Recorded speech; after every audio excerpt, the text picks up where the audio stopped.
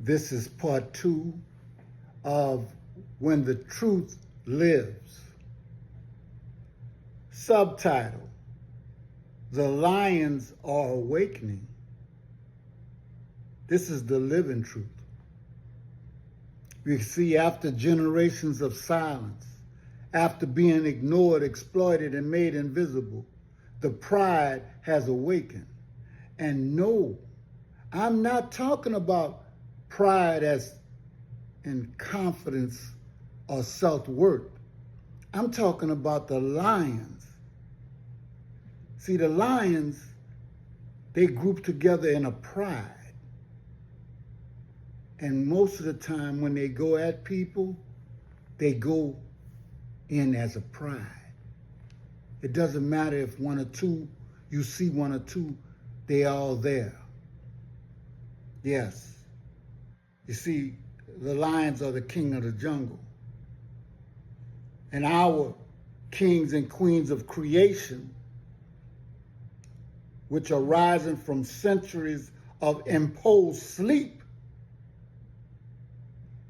You see, they called us like from the jungle. Well, you're damn right, from the jungle.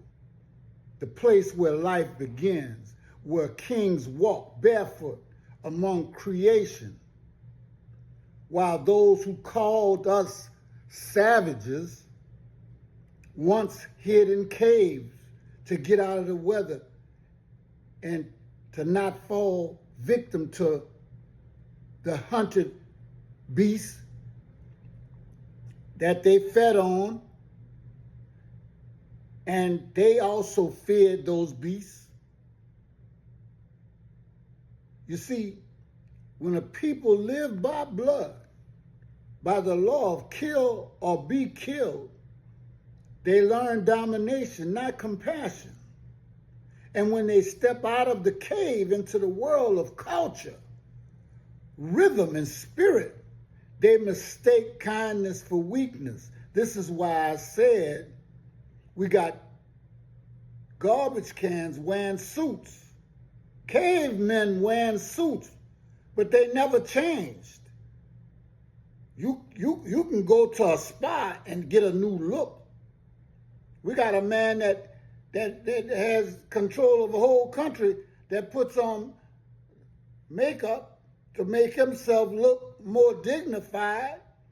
He's not going to never tell you the truth. He's going to tell you lies, but let's go here.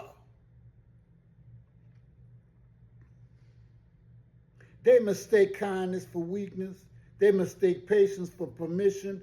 But the time of misunderstanding is over, because what they thought was weakness was wisdom in disguise. A lesson written in suffering, waiting for the right moment to roar. And that roar is returning. The lions are awakening. The spirit of truth of the Creator who made all living things is stirring again in his children. And that spirit has no color. It has righteousness.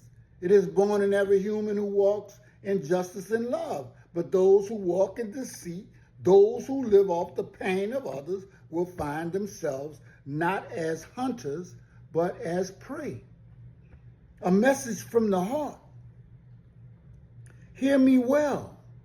I speak not from anger, but from the heart, from experience, from the spirit that mentors truth. I speak to my people and to all people who hear the voice of justice rising from the dust of history.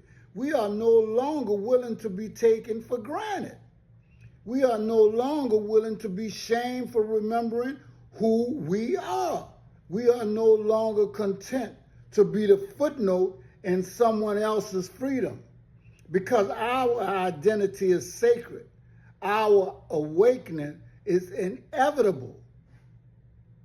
So let's reflect on life and struggle. And I must pause here to honor a young brother.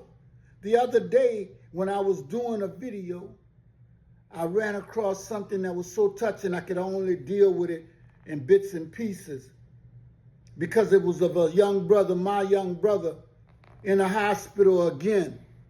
After they told him he was going to be all right, he started having some some problems after the surgery.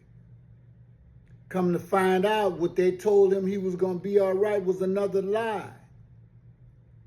I couldn't look at it too long, and I am sorry that I wasn't able to save it, because I'm interjecting him into this because we're not people of a cave.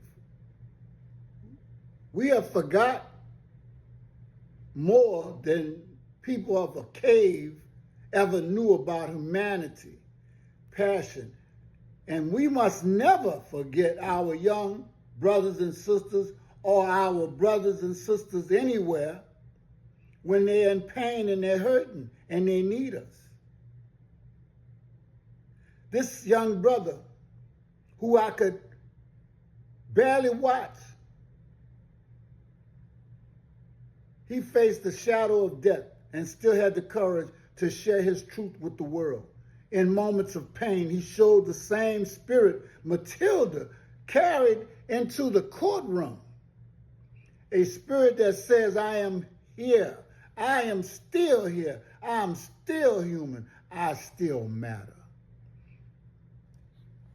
That is our collective cry, from Alabama to Africa, from the slave ships to the hospital beds. We are still here, still fighting to live, still daring to believe in the promise that life owes us more than survival.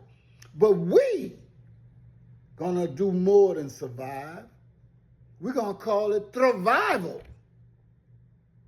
But let me go ahead in closing. You see, there's an awakening. Matilda McCrea told us the story and the truth of slavery. She was the truth, a truth that they could not deny, and they still told her no. But that's why we're not asking no more. And we, the living, are the second chapter of that truth. We are her echo, her roar, her proof that the chains have broken, but the memory remains. The lions are awakening, and when we rise not in vengeance, but in power, in purpose, in peace, a piece of their behind. Because our true strength, our divine inheritance, was never to destroy, but to create, to restore, and to reign in righteousness. So to those who still sleep, wake up. To those who doubt, look around. And to those who still fear our roar, understand this. We are not coming for revenge. We are coming for balance. And like Matilda, we will walk into every courtroom of life and demand, pay me for stealing my life.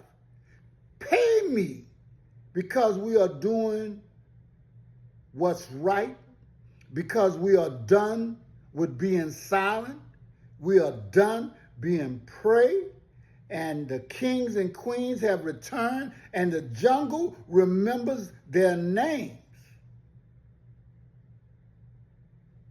Do you want to remember your name?